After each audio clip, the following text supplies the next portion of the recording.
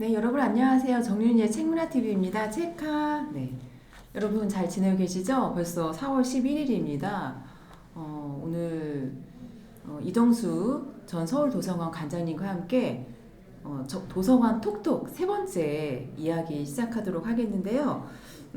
이정수 관장님과 도서관 이야기 하기 전에 저희 책문화 네트워크 단행본 브랜드 카모마일 북스에서 출간된 책 2권을 소개를 해드리고 도서관 이야기 시작하도록 하겠습니다. 먼저 소개해드릴 책은요, 김민주 저자님이 쓴 나는 도서관에서 교양을 읽는다라는 책입니다. 이 책은 교양인이 되려면 최소한 이 정도는 읽어야 된다라는 16가지 주제를 뽑아서 관련된 책을 소개를 하고 있는데요. 가령 철학 꽁트 장르를 만든 철학자 볼테르, 자연주의 문학을 대표하는 작가 에밀 졸라, 셰익스피어의 가장 짧은 비극, 장자크 루소의 창의적인 혁명 사상, 존 스튜어트 밀과 페미니즘 등 16가지 교양 주제와 관련 책 기원을 담았습니다. 네, 김민주 저자가 쓰신 나는 도서관에서 교양을 읽는다, 이 책 소개를 해드리고요. 자, 두 번째 책은요, 신경미 저자님이 쓴 그 도서관은 감동이었어 라는 책입니다. 이 책은요, 저자가 네덜란드에 살면서 아이들과 함께 네덜란드뿐만 아니라 프랑스, 독일 등 유럽의 도서관을 직접 탐방을 하고 그 기록을 글과 사진으로 남긴 책입니다. 저자가 일상에서 만난 예술 같은 유럽의 도서관 이야기들이 풍부한 사진 자료와 맛깔나는 저자의 글을 유럽의 도서관 속으로 우리를 안내합니다. 2018년 세계 최고 공공도서관으로 선정된 스쿨7 도서관, 감옥이 도서관으로 변한 레이유하르던 도서관, 복합문화 공간의 효시 로테르담 도서관, 공공예술로서의 슈투트가르트 도서관 등 유럽의 대표적인 도서관을 책에서 만나볼 수 있습니다. 김민주 저자의 나는 도서관에서 교양을 읽는다, 그리고 신경미 저자의 그 도서관은 감동이었어, 이렇게 2권의 책을 여러분들께 소개해 드립니다. 자, 정윤희의 책문화TV 방송 보시는 분들께 정말 감사드리고요. 구독, 좋아요, 알람 꼭 눌러주세요. 네, 여러분 댓글도 많이 남겨주시면 저희가 그 댓글 추첨해서 책 선물도 드리도록 하겠습니다. 자, 그러면 오늘 도서관 톡톡 세 번째 시간 함께 해주실 전 서울도서관 관장을 5년 제가 다시 소개를 해드릴게요. 네, 오늘 도서관 톡톡 세 번째 시간 함께 해주실 전 서울도서관 관장님이시고, 그리고 동국대학교 초빙 교수님으로 너무너무 활발하게 활동을 하고 계시는 우리 이정수 교수님 오셨습니다. 교수님 어서 오세요. 네, 안녕하세요. 네. 교수라는 말은 참 굉장히 낯선 그렇죠. 네네. 그렇죠. 네. 항상 지금까지 네. 거의 20년 가까이 관장님으로 이렇게 네. 불리다가 네. 교수님 그러면 굉장히 네. 뭔가 아니 근데 좀 이제 낯설고 제가 어색하고 그러실 것 현장을 같아요. 떠나서 뭐 네. 이렇게 뭐라도 하나 생활의 중심이 돼야 되는 네네. 걸로 제가 이제 학교에 강의 요청이 와서 한다고 했는데 네. 자꾸 주변에서 교수님이라고 하니까 몸둘 바를 모르겠습니다. 이제 익숙해지셔야죠. 네. 이제. 네. 자, 오늘 우리 이정수 교수님과 함께 도서관 톡톡 세 번째 시간인데요. 오늘은 그 도서관의 독서 문화에 대해서 이야기를 좀 해보려고 해요. 특히 제 58회 도서관 주간이 4월 12일부터 4월 18일까지라고 합니다. 그래서 도서관 주간인 만큼 오늘 이정수 교수님과 함께 그 도서관의 그 독서 문화와 관련해서 좋은 의견 많이 들어보도록 하겠습니다. 먼저 교수님, 네. 그 제 58회 도서관 주간이 4월 12일부터 18일까지라고 네네. 하는데요. 네. 네. 58회면 진짜 역사가 오래됐어요. 네, 1964년에 네. 한국도서관협회에서 네. 도서관 주간을 정해서 지금까지. 아, 예. 그래요? 예. 와. 그래서 그 도서관 주간의 어떤 역사와 의의에 대해서 좀 짧게 좀 말씀해 주시면 좋을 것 같아요. 네. 그 이 시기가 왜 도서관 주간인지는 사실 네. 제가 이렇게 자료를 찾아봐도 명확하게 나오는 건 없는데 네. 제가 유추해 봤을 때 지금 지난주가 미국의 네. 내셔널 라이브러리 위크였거든요. 아. 네, 미국은 항상 4월 둘째 주 월요일부터 한 주간 동안 아, 그래요? 예, 그러니까 그 도서관 주간으로 정하고 곧 이제 그 주의 화요일인가가 그 사서의 날로 되어 있어요. 사서의 네, 날이요? 네. 네네. 그래서 사서 노동자의 날인데 아마 그 영향을 받지 않았나라는 생각을 하는데 네. 우리가 64년부터 지금까지 도서관 주간이라고 정한 거는 사람들한테 도서관의 가치와 네. 필요성을 알리기 위해서 만들었고요. 네네. 그때 많은 도서관들이 제 행사를 해서 사람들이 오도록 네. 그렇게 해서 지금 아마 도서관이 굉장히 바쁠 때입니다. 네, 그런 네. 것 같아요. 모든 도서관에서 이 네. 도서관 주간 행사를 다 네. 같이 하시는 것 같아요. 지금 예, 보니까. 그리고 지금 작년 12월에 통과된 네. 도서관법에는 4월 12일부터 도서관의 날이라고 정하고 일주일간 도서관 주간이라고 해서 법에 명시가 되고 네. 내년부터는 이게 네. 법의 시행이 2022년 12월부터인가 그렇거든요. 네네. 예, 그러니까 23년도부터는 국가 차원에서 도서관 주간 행사도 하고 지자체 중심으로 네. 그렇게 하는 것이 아마 법 조항으로 네. 되어 있을 겁니다. 아, 그렇군요. 네. 사실 저도 이 도서관 주간이 항상 4월 달에 있고 4월 10일 날짜는 조금 달라지긴 하는데 그래서 왜 4월에 있을까 항상 궁금했었거든요. 네네. 아, 근데 그 미국도 도서관 주간이 4월에 예, 있기 4월 때문에 둘째 주. 아, 우리는 날짜가 픽스가 됐는데 네네. 거기는 주간으로 해서 4월 둘째 주. 그렇군요. 네네. 네네. 그러면은 미국은 또 사서의 날이 있다고 하는데 우리도 사서의 날이 있어요? 없죠. 없어요 네네. 아직요? 네. 그러니까 네. 미국은 도서관, 그러니까 우리는 도서관 이퀄 사서 이런 개념으로 많이 생각하고 있는 것 같아요. 예, 그런 것 그러니까 도서관 같아요. 협회도 네. 단체 회원도 받고 개인 회원도 받는 음. 것처럼. 근데 그 일터하고 네. 그 일터에서 일하는 사람에 대한 것은 좀 분리돼서 생각하지 않을까? 그쵸. 그리고 우리도 좀 그런 게 필요하죠. 예. 그렇군요. 네네. 네네. 저희가 우리 이정수 관장님하고 같이 이제 사서와 관련한 그 코너를 진행을 할 때 이런 네. 부분에 대해서도 말씀해 주시면 네네. 네, 좋을 것 같습니다. 네. 우리 관장님께서는 서대문 구립 이진아 도서관 관장님도 오랫동안 거의 10년 정도 이렇게 하셨죠. 3년 가까이 했어요. 13년. 네. 네. 그리고 서울 대표 도서관, 그러니까 서울 도서관 관장님으로서도 5년 정도. 네.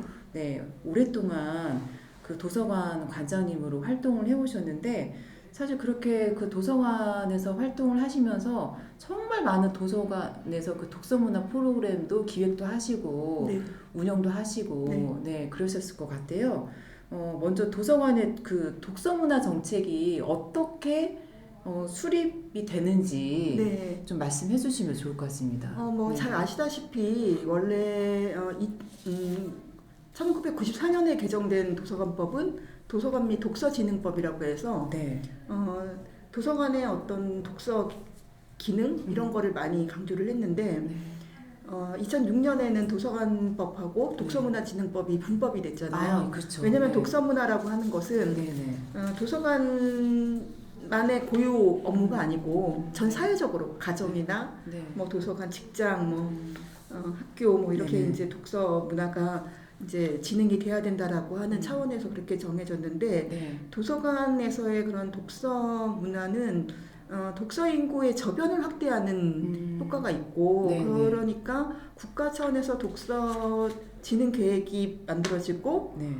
도서관 종합발전 계획이 만들어지면 도서관들은 그걸 시행해야지 되잖아요. 그렇죠. 그 안에서 이제 네네. 그 각 도서관마다 지역사회하고의 어떤 특성을 가지고 네. 독서 문화 프로그램을 운영을 하고 있죠. 그래서 아. 연간 계획을 세워서 네. 장기적으로 하는 데도 있고 또 사람들의 호기심을 네네. 불러일으키기 위해서 이제 이벤트 중심의 그런 네네. 프로그램도 많이 하고 북콘서트도 하고요. 음. 예.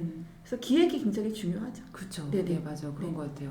그러면 그 독서문화 프로그램을 이제 기획을 하고 운영을 하는 데 있어서 이제 관장님께서 말씀하신 것처럼 이제 문체부 차원에서 그 독서문화 그 진흥법에 따라서 그 독서 정책이 이제 수립이 되고 각 이제 그 지역마다 그 독서 정책이 이제 수립이 되면서 어떤 유기적으로 이런 정책들이 같이 이제 협력을 해야 된다고 해야 되나요? 네. 네, 그냥 그런 과정들 속에서 네. 이제 도서관에서 도서관 주간을 맞이해서 독서 문화 프로그램 운영한다든지 그리고 개별적으로 도서관에서 독서 문화 프로그램 따로 기획을 해서 시행하다든지 그렇게 좀 다양하게 이루어지고 있다고 보면 네. 되겠네요. 네, 그렇죠? 네, 네.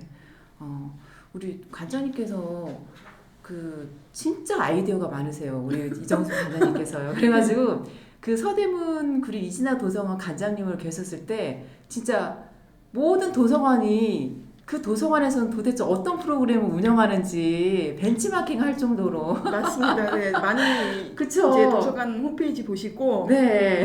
문의를 많이 하셨고 벤치마킹 많이 오셨어요. 네, 맞아요. 네, 그 정도로 정말 아이디어가 굉장히 풍부하셨는데 그 관장님으로 계셨을 때 네. 서울 도서관 포함해가지고요. 네. 정말 대표적인 그 독서 문화 프로그램 좀 몇 가지 소개해 주시면 좋을 것 같아요. 네, 제가 이제 서대문의 이진아 기념 도서관장으로 2005년 8월에 네. 들어갔고 네. 9월에 이진아 생일에 맞춰서 개관을 했는데요. 네. 좀 특별하게 만들어진 도서관이기 때문에 네. 도서관계는 말할 것도 없고 지역사회에서도 그렇고 그 도서관에 대한 기대치가 굉장히 높았어요. 아, 네. 그리고 지금은 예쁘게 만드는 도서관도 많지만 네. 그 당시에는 도서관 건축물도 상당히 이슈가 됐었고 네, 네. 그래서 이게 저는 굉장히 부담이 되는 네. 상황이었는데 네. 도서관의 프로그램을 하기 위해서 다른 도서관 벤치마킹을 다녀봤는데 예, 예. 제 마음에 좀 안 들더라고요. 아, 그래요? 네, 왜냐면은 네. 이 도서관다운 독서 문화는 무엇일까 이런 네. 고민을 사실 많이 했었어요. 아, 네. 이게 주민센터에서 하든지 문화회관에서 하든지 네. 도서관에서 하든지 다 비슷비슷하면 사람들이 도서관을 굳이 올 필요가 없을 것 같다는 그쵸. 생각을 했거든요. 네, 네. 그래서 그때부터 도서관의 독서 문화, 도서관의 인문학 네. 이런 거는 어떻게 기획을 하고 사람들하고 같이 만들어갈까 이런 네. 생각을 하면서 여러 가지 실험을 이런 것도 해보고 저런 것도 해보면서 두 가지를 네. 이제 결론을 내린 것이 하나는 열린 시민대학처럼 네. 사람들이 어디 가서 돈 내고 배울 수 있는 사람들은 그렇게 가지만 네. 그렇지 않고 동네 지역에 걸어서 올 수 있는 사람들을 위한 시민대학 같은 독서문화 프로그램을 만들어야겠다. 아. 예. 그래서 사람들의 이 일상에서 도서관이라고 하는 것이 중심으로 잡도록 해야겠다. 네. 두 번째는 그것이 그냥 강좌를 듣는 네. 데서 그치지 않고 네. 본인이 평생 학습 네. 할 수 있는 그런 동아리 활동으로 유입을 시켜야겠다. 이 두 가지를 제가 이제 네네. 생각을 좀 해봤어요. 아, 그래요? 네네. 굉장히 그 관장님으로 계셨을 때 이 독서문화 프로그램을 기획하시고 운영하는 데 있어서 굉장히 체계적으로 하신 것 같아요. 그러니까 기획 단계부터 시작해가지고 지금 말씀하신 것처럼 첫 번째는 이제 열린시민 대학처럼 일상에서 네. 그 도서관의 그런 프로그램들을 접할 수 있게끔 네. 하시고 두 번째는 이제 그 도서관에 오셔서 이 독서문화 프로그램에 참여하시는 분들이 평생학습이라든지 그러니까 어떻게 보면 이제 그 프로그램에 주도적으로 참여하는 네. 그런 방식으로서의 그 네. 독서문화 프로그램을 네. 이제 기획을 하신 것 같아요. 네네. 네. 와, 이 두 가지를 이제 바탕으로 해서 대표적으로 예를 들면 서대문 그 이진아 기념 도서관에서는 어떤 프로그램들이 굉장히 호응이 있었고 그 다음에 서울 도서관에서는 어떤 프로그램들이 호응이 있었는지 좀 말씀해 주시면 좋을 것 같아요. 네. 서대문의 이진아 기념 도서관에서는 네. 제가 처음에는 네. 한 달에 2번씩 네. 이렇게 문화와 관련된 주제를 정해서 네. 좀 이슈가 됐고 사람들한테 네. 관심을 가질 만한 그런 프로그램을 네. 시범적으로 했는데 네. 사람들이 관심을 갖는 분야가 네. 이제 역사, 네. 그다음에 예술, 네. 이런 분야고 그리고 그 당시에 창의 뭐죠? 그 박근혜 정부 때 문화융성, 네, 문화융성, 창조경제, 네, 창조경제 그런 거 네. 하고 맞물리면서 네. 인문학 활성화가 네네. 됐었잖아요. 아, 그래서 그렇죠. 네. 그 당시에 우리 서대문에 강유원 선생님이라고 네네. 그분이 네. 다른 데 가서 강의를 많이 하시더라고요. 아, 네. 그래서 아, 제가- 서대문에 사시는데. 네, 네. 그래서 전화를 했죠. 네. 서대문을 놔두고 어딜 가시느냐. 네. 그래서 그분을 모셔서 처음에는 대학처럼 아까도 네. 말씀드린 것처럼 대학처럼 네. 넉 달 정도 16주 프로그램 이렇게 아, 하다가 예. 나중에는 50주 1년에 와, 52주 잖아요. 네네. 50주 그러다가 50주 너무 힘들다 해서 40주 이렇게 해서 네. 그런 프로그램을 장기 프로그램으로 아. 6년 제가 네, 있는 네. 동안 6년 동안 했어요. 아, 세상에. 그래서 제가 거기 네. 오시는 분들한테 네. 맨날 대학교 1학년이세요. 대학교 2학년이세요. 이제 대학원 가셨어요. 뭐 이런 말씀을 드렸는데 네네. 굉장히 인기가 있었고요. 네. 그거는 정말 매니아층들 아, 진짜 공부를 그러네. 열심히 하시려고 하는 분들이 오셨어요. 네. 그래서 숙제도 굉장히 많았고 음. 선생님이 일일이 또 네. 빨간펜 선생님처럼 검사도 이렇게, 하시고. 네, 검사도 해주시고 그리고 나중에는 뭐 네. 책도 같이 뭐 만드는 작업도 하시고 아, 그래요? 그래서 네. 또 하나의 지식 공동체처럼 만들어졌고요. 네. 거기에 참여하시는 분들이 우리 성인 독서회에 계신 분들도 많이 들어갔었어요. 아. 그러니까 그 독서회에 처음에는 아이들 교육 때문에 네. 독서 교육 때문에 오셨던 분들이 아이들 독서 교육을 시키면서 본인이 이제 독서회에 네. 참여를 하셨는데 네. 이분들이 제가 그 독서회 강사를 따로 모시지를 않고 네. 그분들 중에서 아. 하시도록 했어요. 네. 그러니까 이분들이 공부에 대한 욕구가 이제 점점 생기면서 네. 이런 인문학 공부를 깊이 있게 네. 하기 시작했고 아. 그러면서 다른데 강의까지 나가시는 와. 것까지 대단하시다. 됐고 그다음에 네네. 아이들 교육이 달라지면서 예. 아이들이 사교육에 많이 의존하지 않고 음. 대학을 또 잘 가는 경우도 생기고 그래서 아, 이 독서의 힘이라는 거는 네. 시간이 오래 걸리지만 네. 굉장히 강력하다는 거를 제가 경험을 실제로 했죠. 진짜. 네. 그러니까 어떻게 보면 사실 도서관에서 다양한 그 문화 프로그램들이 많이 이루어지고 있는데 어떻게 보면 약간 이벤트성들이 있거든요. 네. 이게 약간 어떻게 지속 가능하지 않고. 네.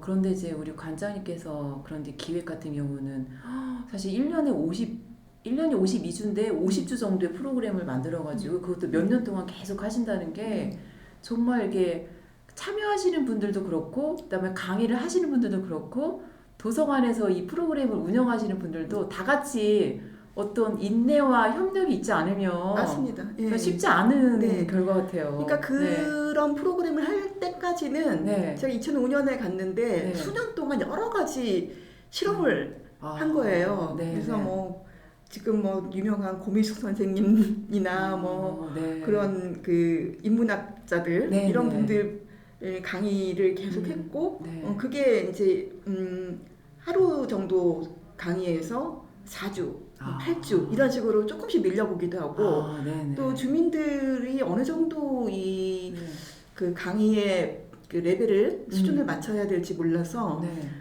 이런저런 그 강의 수준에 대한 실험도 계속했어요. 그래서 제가 네. 그런 강의가 만들어지면 제가 직접 들어가서 네. 이렇게 강의를 직접 듣기도 하고 네, 네. 그리고 끝나고 나서 수강생들한테 반응도 좀 보고 이렇게 해서 이제 저 나름대로 네, 네. 그런 고민을 많이 하고 네. 그래서 그때 뭐 이현우 선생, 로자 이현우 선생, 예, 뭐 예. 그다음에 니체 공부하시는 백승영 교수 네, 네. 뭐 이런 분들이 도서관에 와서 네. 강의를 많이 하셨어요. 강창래 그러시구나. 선생님도 그렇고. 네, 네.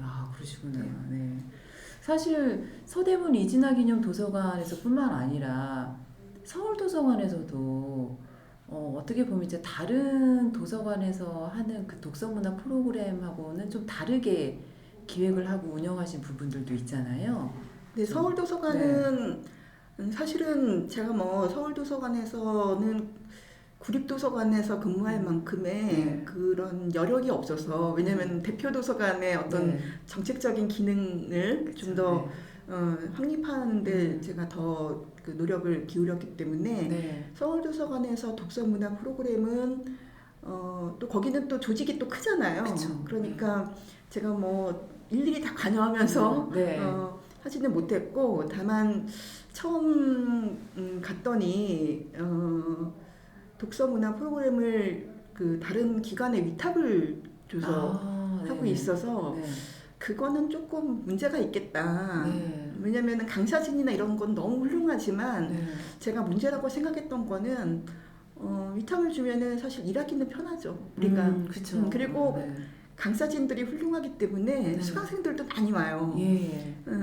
근데 제가 이제 담당자한테 계속 얘기했던 거는 이 프로그램을 통해서 네. 위탁을 주더라도 우리가 이 프로그램을 통해서 서울도서관이 지향하고자 하는 어떤 철학, 그다음에 시민들 참여하는 시민들한테 우리가 어떤 메시지를 줄 것인지, 네네. 이분들이 그 다음에는 어떻게 변화할 수 있는 네네. 정말 동기부여가 조금이라도 될 수 있는 프로그램으로 우리가 만들어야 되지 않느냐. 네네. 그러니까 위탁을 주더라도 프로그램 기획에 우리가 충분히 관여를 하고, 네. 그다음에 기본적으로 저자 중심의 기획을 해야 되고, 네. 예, 그래서 몇 가지 이제 옵션을 계속 주면서 네. 했고, 마침 한 2, 3년 정도 하다가 더 이상 그쪽하고 안 했어요. 그러면서 저는 직원들이 그냥 이렇게 적당한 업체 정해서, 업체라고 얘기하기는 좀 그렇지만 기간 정해서 네네. 좋은 프로그램을 만드는 것도 중요하지만 그쵸. 이 독서문화 프로그램 기획력을 직원들이 갖추고 네. 책을 보는 힘이 있고 그래야지 직원들이 판단을 할 거 아니에요. 그쵸. 네네. 예, 그래서 부족하더라도 직원들이 직접 하라고 얘기해서 나올 때쯤에는 직원이 뭐 작년 같은 경우는 예를 들면 박완서 선생 10주기였고 단테 사후 700주년이 됐고 네네. 그리고 또 코로나19로 인해서 사람들이 외국 여행 못 가니까 그런 욕구나 이런 거를 채워줄 수 있는 걸로 기획을 해서 네네. 담당한 직원도 굉장히 많이 성장을 했고요. 네네. 또 오시는 그 강의하시는 교수님들이나 이런 분들도 서울도서관에서 정말 의미 있는 프로그램을 기획을 했다 이런 네네. 말씀도 해주시고 참여하신 분들도 아주 만족스러워했었어요. 예, 그래서 이제 그 직원들이 기획하는 힘 이것이 자기 역량이 계속 발전하려면 네. 잘 못해도 도전을 해봐야 되는데 사실 네. 행정에서는 못하면은 그치. 이용자가 뭐 수강생이 적으면은 네. 거기에 대해서 담당자부터가 굉장히 힘든 그쵸. 거잖아요. 네네. 내가 뭘 잘못해서 네. 사람이 안 오나? 그거를 사실 네. 관리자가 네. 잘 다독여주고 사람이 많은 게 중요한 게 아니고 네네. 이게 내부와 바깥의 이용자가 같이 뭔가 만들어간다는 네네. 그런 생각으로 사업을 하면 뭐 다 역량 있는 사람들인데 금방 배우죠. 그쵸. 기술적인 거는. 네네. 네. 그 서울시 대표적인 게 서울시 예전에는 서울시 북 페스티벌이었나 네. 그랬잖아요. 네네. 그게 이제 북 페스티벌에서 서울 지식이음 축제. 그쵸. 네. 지식이음 축제로 네. 바꾸셨잖아요, 관장님께서. 네. 그래서 어떻게 보면은 서울 도서관은 그 서울특별시의 그 광역도서관, 그러니까 광역 네. 그 대표 도서관이기 때문에 어떻게 보면 정책 도서관으로서의 그 독서문화 프로그램들을 운영을 해야 될 필요성이 또 있었을 것 같아요. 네, 그렇죠. 예. 네. 그런 관점에서 사실 지식이음 축제는 어떻게 보면 이제 다른 도서관에서 하는 그 독서문화 프로그램하고는 굉장히 차별화가 있었던 것 같습니다. 많이 차별화를 그쵸. 했죠. 네, 예, 그렇게 네. 한 이유는 네. 제가 이제 구립에서 네. 페스티벌을 해봤잖아요. 책축제 그쵸. 참여도 네. 직접 네네. 해보시고. 저도 참여를 네. 해봤었고. 근데 네. 이제 구립은 동네에 계시는 사람들이 네. 도서관을 기반으로 해서 활동하는 분들이 굉장히 많고 예. 그분들의 활동이 축제에서 네. 녹아나는 그래서 동네 잔치처럼 했어요. 네네. 근데 서울도서관에 와서 봤더니 서울도서관의 이용자는 손에 잡히지가 않는 거예요. 어떤 사람이 도서관을 이용하는지. 네. 사실은 그 지역에 직장인들도 많고 그쵸. 또 멀리서도 오시는 분들이 맞아요. 많은데 네네. 이분들하고 뭔가를 도모할 수 있을까라고 생각했을 때 사실 그 답이 안 나왔고 네. 첫 번째는 네. 두 번째는 각 자치구마다 그런 지역성을 가지고 지역 주민들과 함께 재밌게 만들어가는 북 페스티벌이 네. 있는데 예. 서울 도서관은 그럼 어떤 북 페스티벌을 만들어야 되나 네.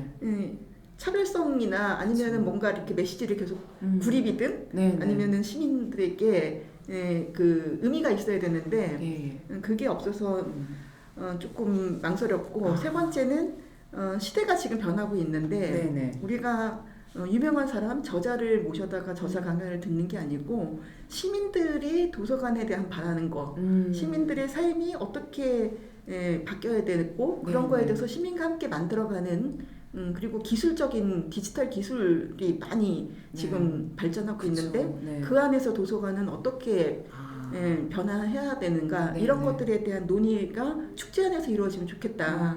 그러면 북이라고 하는 거가 네. 우리는 북이라고 하는 게 정보 자원이라고 생각하지만 예. 일반 사람들은 그냥 종이책을 연상하잖아요. 그쵸. 그리고 네네. 이제 그냥 영화로 읽는 독서 뭐 이 예. 정도에서 이제 그치니까 그래서 지식이라고 하는 걸로 네. 이제 이름을 바꿨고 원래는 네. 지식과 사람의 이음 축제예요. 아, 네. 근데- 지식과 예. 사람의 이음 축제. 네네. 왜냐면 도서관이 플랫폼이잖아요. 그쵸. 플랫폼이니까. 그런 네. 차원에서 저희가 이름을 그렇게 정했는데 네.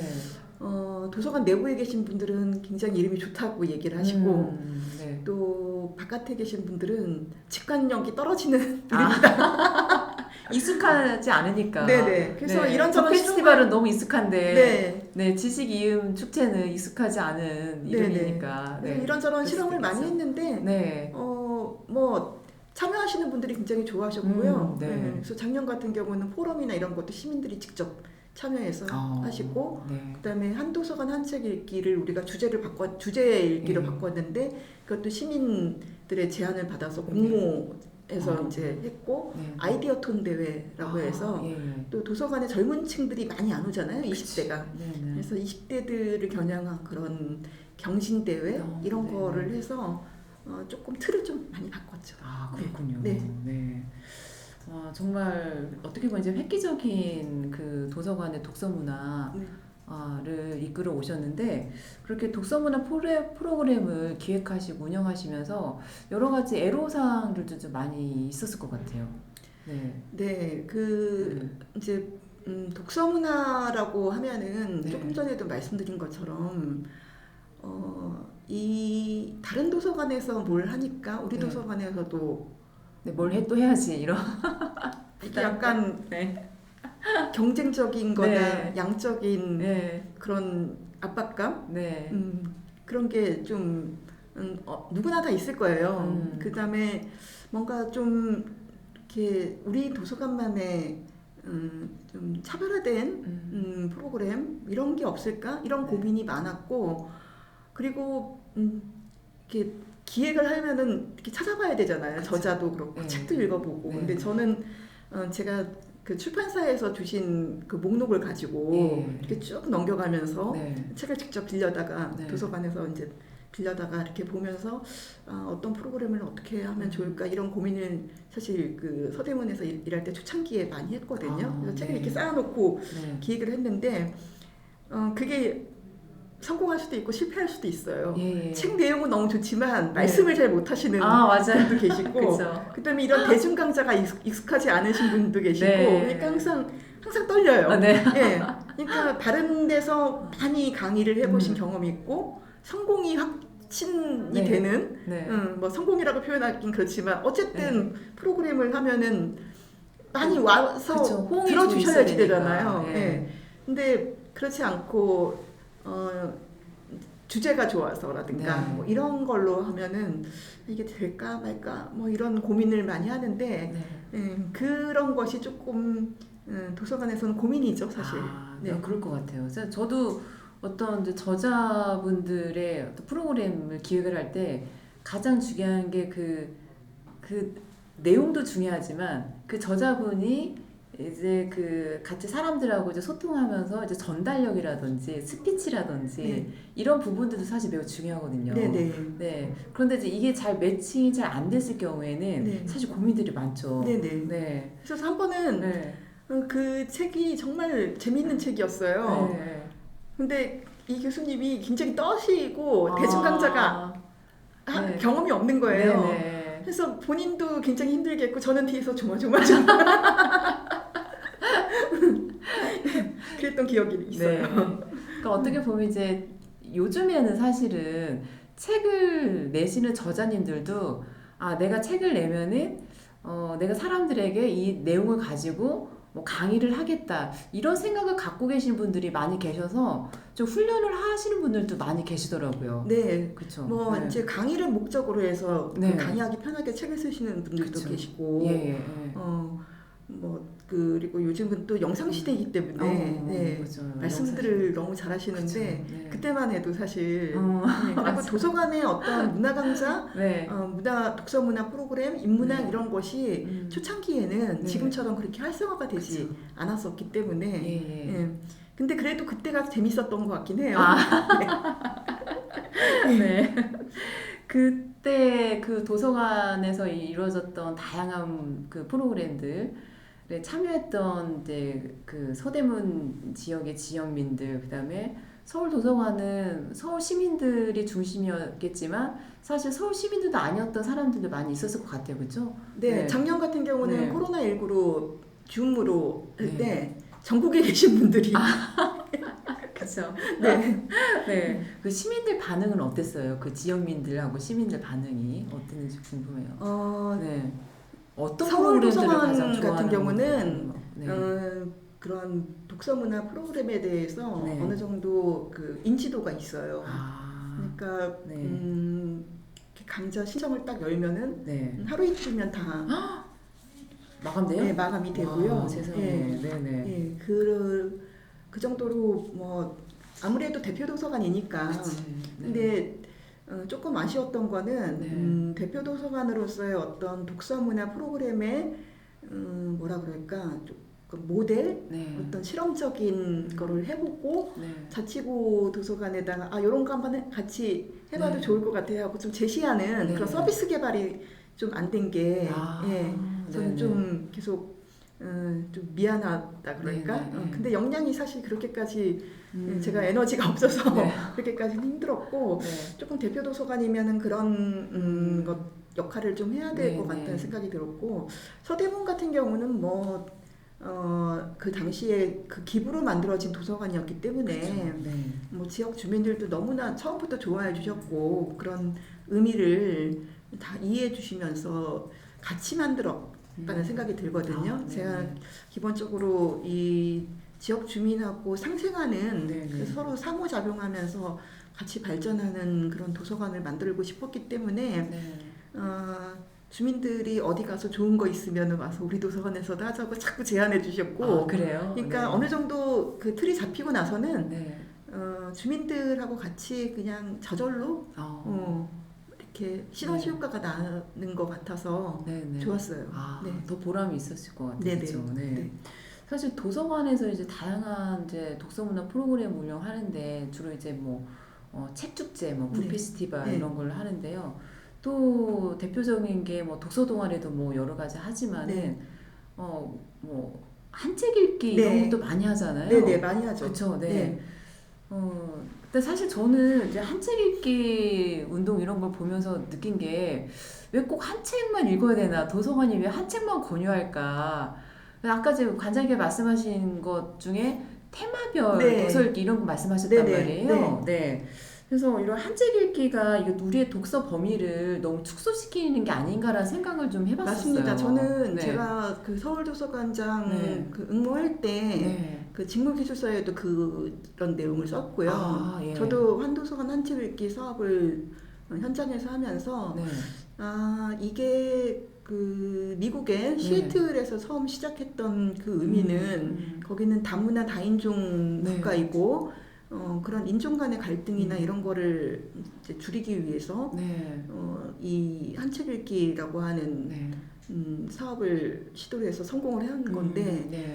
우리나라는 특히 이제 서울 같은 경우는 범위가 너무 넓으니까 그렇죠. 한 도서관 한 책 읽기로 네. 바꿨단 말이에요. 예. 근데 한 책이라고 하는 것이 사실 그 책에 갖고 있는 주제에 대한 거지 네. 딱 그 책만 읽으라는 건 아니거든요. 그렇죠. 네. 예, 그리고 사실 그 책 관련 시민단체에서도 항의도 굉장히 많았어요.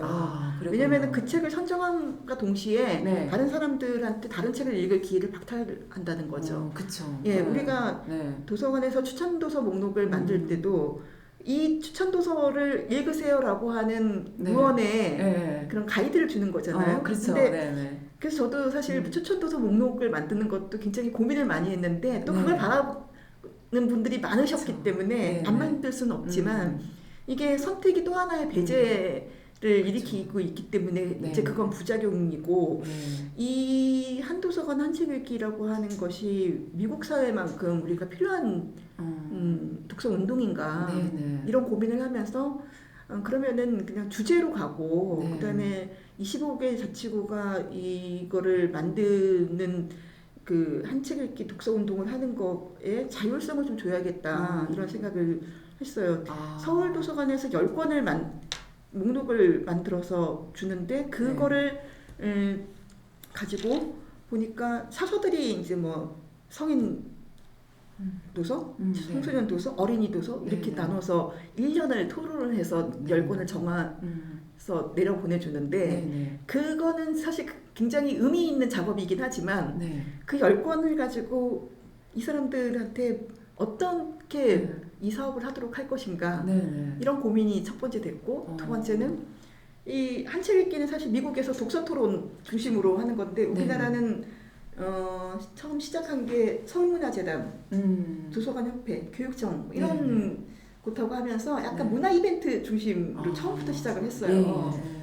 그러니까 토론 중심의 자율성 자치구에 그다음에 주제에 대한 다양한 도서 이거를 읽는 운동으로 전환을 해야겠다고 생각하고 2020년부터 바꿨어요. 그러니까 서울도서관에 계셨을 때 그죠? 네네. 그러니까 테마별로 네. 있는 걸로. 네. 왜냐면 테마별로 하면 그게 이제 다양한 분야의 책들이 나올 수가 있잖아요. 네. 여러 권들의 책들이. 네. 그걸 어떤 뭐 도서관에서 추천도 할 수 있고 시민들이 추천할 수도 있고 뭐 관련된 뭐 전문가 집단이 추천할 수도 있고 그만큼 이제 책의 다양성이 담보가 될 텐데 저도 이제 도서관들이 뭐 저희 동네에서도 한 책 읽기를 운동을 하면서 책 한 권을 골라라라고 하는데 왜 꼭 책을 한 권을 골라야 되나 항상 그런 의문이 들었단 말이에요. 네.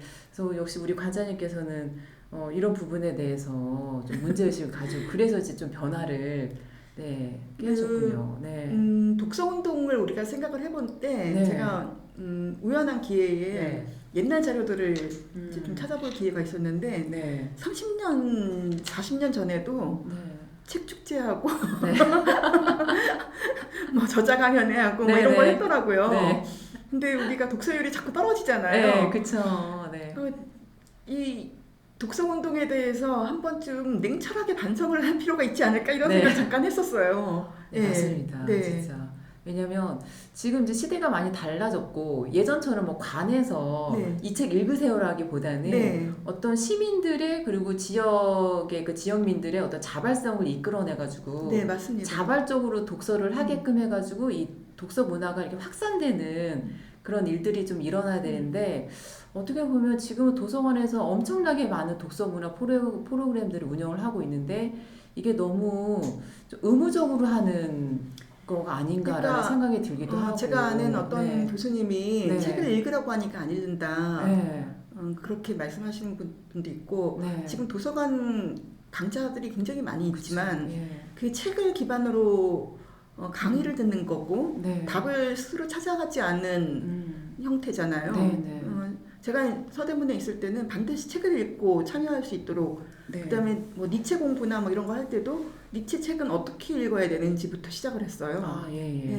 그래서 책을 읽어야지 그 수업에 와서 강의를 듣고 사람들하고 같이 뭐 질문도 하고 뭐 이렇게 할 수 있는데 이게 책은 안 읽고 인문학은 사유하는 학문인데 그 사유를 다른 사람으로부터 답을 얻어서 내가 마치 책을 읽은 것처럼 착각하는 그런 것이 독서 운동의 실패 요인이 아닐까? 뭐 이런 생각도 잠깐 해봤죠. 맞습니다. 그 현장에 계시면서 이제 도서관의 독서 문화 프로그램들의 특징이 좀 어떻게 좀 바뀌고 있는지 좀 그 부분에 대해서 좀 말씀해 주셔도 좋을 것 같아요. 도서관의 네. 다양성은 굉장히 네. 많아진 것 같아요. 그리고 네. 또 도서관마다 자기 지역에 네. 어떤 뭐 저자를 발굴한다든가 예. 또 지역사회하고 네. 소통하면서 뭔가를 만들어 가려고 하는 네. 그런 약간 수평적인 네. 그런 사고를 많이 하신다는 거는 이제 보이고 있고 네. 조금 너무 양적인 거 네. 이런 거는 좀 지양을 하는 추세가 되지 않았을까 지금은. 네. 예. 그래서 도서관마다 너무 훌륭한 프로그램 기획하는 곳도 많이 있어요. 그렇죠. 네. 네. 그렇다 보니까 도서관에서 일을 하시는 분들이 이 프로그램 기획과 운영에 대해서 굉장히 부담을 갖고 계실 것 같아요. 네, 생각보다. 많이 어떠세요? 네. 많이 있고 네. 그러니까 기획이나 이런 거는 어느 정도 좀 도서관도 알고 네. 도서관 바깥 세계도 알고 또 네. 책이나 저자분도 알고 예. 뭐 이렇게 또 이제 자기의 네트워크도 있어야 되고 네. 그러니까 중견 사서들이 많이 하고 그러다 보니까 네. 상대적으로 눈에 보이지 않는 수서한다든가 책을 네, 사는 네. 거나 네. 열람 업무나 이런 거는 이제 젊은 친구들이 하고 네. 약간 이 기획이 이건 드러나는 사업이잖아요. 그쵸. 예. 네. 그러니까 그런 게 조금 조직마다 사서가 많지 않은 도서관은 네. 조금 문제가 될 것 같아요. 네. 그러게요. 예. 네.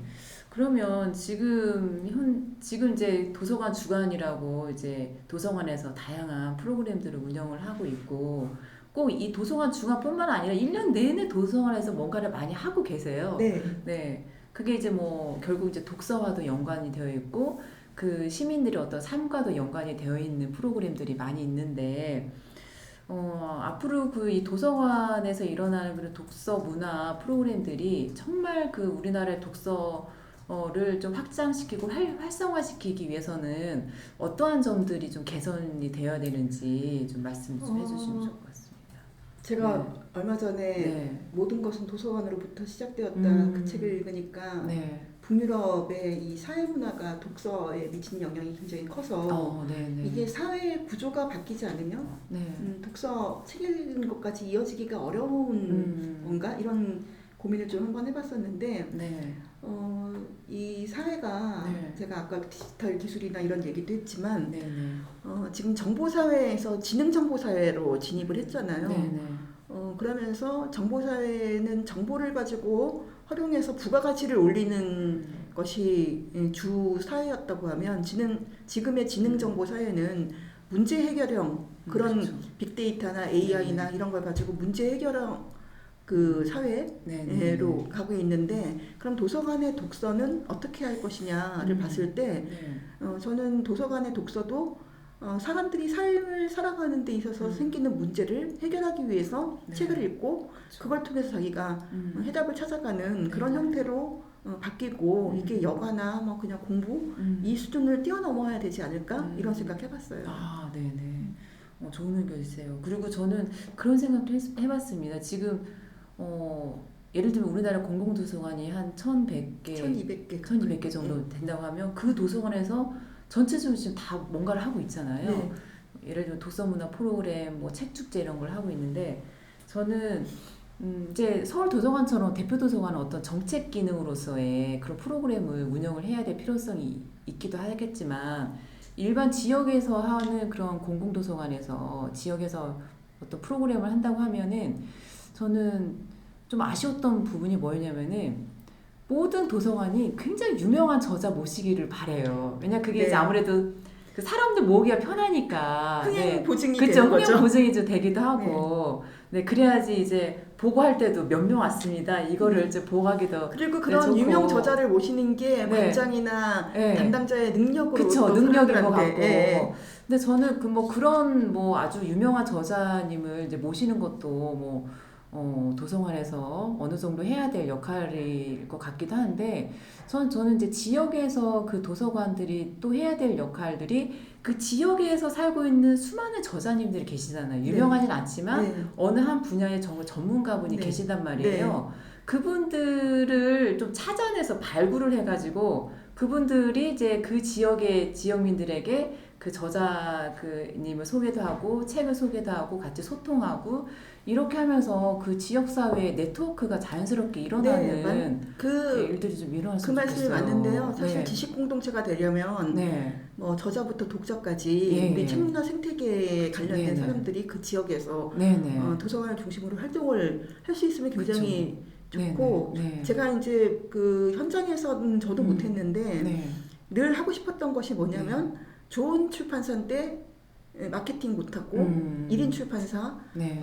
소규모 출판사에서 좋은 책 내고 사라지는 출판사들 많잖아요. 많아요. 예. 네. 근데 그런 데서 책을 내는 사람들이 또 저자로서 성장하지 못하잖아요. 그쵸. 그리고 네네. 좋은 책이 또 금방 절판돼서 사라지고 예, 맞아요. 이게 이제 지식이 계속 성장하고 이렇게 사람들한테 확장이 되고 그게 네. 또 다른 지식으로 나와야지 이게 선순환 과정이 그쵸. 되는데 네네. 이게 그쳐지고 음. 아주 자본력이 튼튼하고 마케팅 능력이 있는 좋은 출판사 그러니까 저자들도 그런 출판사에서 책을 내고 싶어 하잖아요. 네. 도서관은 지금 뭐 공공대출권 얘기도 나오고 하지만 잘 팔리지 않지만 좋은 네. 출판사가 어디에 있는지 네네. 그리고 5년 후, 10년 후에도 사람들이 책을 찾을만 하고 그런 저자와 출판사를 발굴을 하고 그쵸. 네네. 책을 수서하고 네네. 사람들한테 알리고 네. 이런 것들이 우리 도서관에서 좀뭐 다는 못하지만 규모가 작은 도서관에서는 못하지만 네. 어느 정도 규모가 있는 도서관에서는 그런 역할들을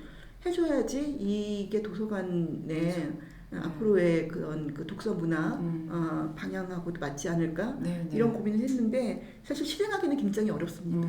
네. 그래서 저도 네. 생각만 하고 실행을 옮기질 못했거든요. 아, 네네. 당장 할 일이 너무 많기 때문에. 그치, 네. 맞아. 네. 그러니까 그러니까 이런 바로 처리할 일들이 네, 많으니까. 이런 거는 정책적으로 사실 방향을 좀 틀어주면 그쵸. 네, 하거든요. 네. 그래서 예, 정책의 중요성이 예, 맞습니다. 있는 거죠. 네, 그래서 그 도서관에서 예를 들면 뭐 그 서울시다, 뭐 용인시다 그러면은 그 용인시하고 뭐 서울시에 있는 뭐 서점들도 있고 출판사들도 있잖아요. 네.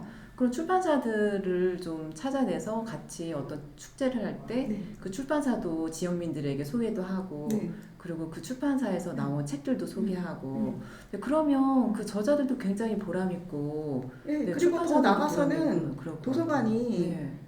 저자를 발굴을 해서 그쵸. 출판사하고 연결도 시켜주고 맞아요. 네, 네. 그러니까 도서관이 있는 정보를 음. 사람들한테 제공하는 거에서만 그칠 게 아니고 네, 네. 정보원을 만들어내는 거죠. 맞습니다. 네. 네. 네. 오늘 우리 이종수 서울도서관 전 서울도서관 관장님 그리고 동국대학교 초빙 교수로 아주 활발하게 활동하고 계시는 우리 이종수 교수님과 함께 도서관과 그 독서 문화에 대해서 좀 이야기를 나눠봤습니다. 사실 또 이번 주가 네. 그 도서관 주간이기도 하고 제 58회 네. 아마 도서관에 계시는 분들은 다 알지만 일반 시민들이나 일반 국민들은 도서관 주간이 뭐야 이런 분들도 사실 많이 계셨을 그렇죠. 거예요. 그래서 네. 오늘 우리 이정수 교수님으로부터 이 도서관 주간의 역사와 의미를 아셨을 테니까요. 각 지역에 있는 도서관에 가셔서 네, 책 한 권이라도 꼭 한번 읽어보시고 그 도서관의 문화 프로그램 즐겁게 참여하시기를 바라겠습니다. 네. 관장님 오늘 이제 또 마칠 시간이에요. 네.